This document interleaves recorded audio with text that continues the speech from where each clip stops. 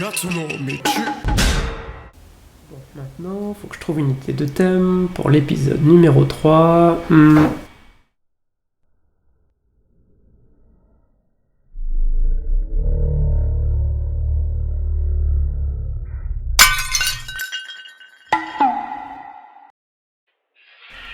Ah, je l'aimais vraiment bien cette tasse. Bon, bah, je crois qu'il n'y a plus qu'à l'acheter. C'est dommage, c'était un cadeau.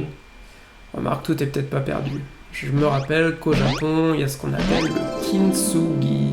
Alors bien sûr, en Occident, on sait aussi réparer les poteries. On a même un savoir-faire et on sait les rendre comme neuves, comme si elles étaient jamais tombées. Mais cette réparation est un peu une illusion, parce que la pièce reste fragile et les produits toxiques qu'on utilise la rendent inutilisable. Le kintsugi est l'art japonais de réparer les poteries. Il est complètement différent et utilise des produits naturels. Ce qui fait que la pièce, on va pouvoir la réutiliser normalement. Et plutôt que de cacher les marques du temps et les cicatrices, on va les mettre en valeur et les révéler en les faisant briller. Le kintsugi montre que la vie est imparfaite et éphémère, mais que c'est cette fragilité qui la rend belle.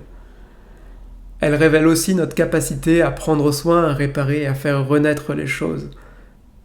Et si on fait un parallèle avec nous, êtres humains, c'est notre capacité de nous relever après un choc et un trauma.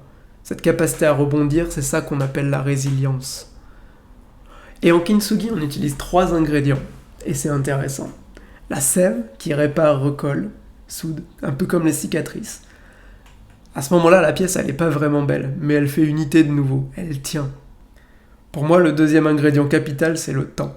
Chaque couche de sève va sécher pendant des semaines, parfois, selon les saisons. Il faut être attentif et savoir à quel moment on peut la retravailler. Il faut poncer soigneusement.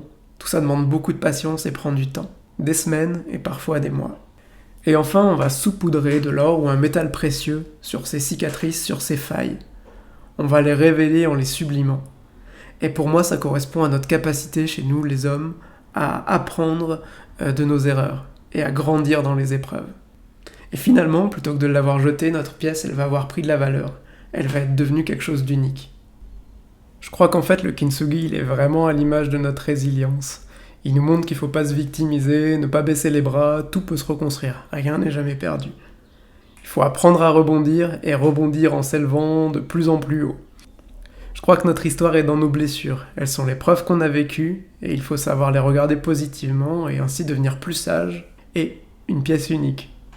Notre tasse, notre corps, notre psychisme peuvent revenir à une utilisation normale en devenant meilleurs et en arborant fièrement ces cicatrices, en disant « cette étape-là, cette épreuve, je l'ai franchie ».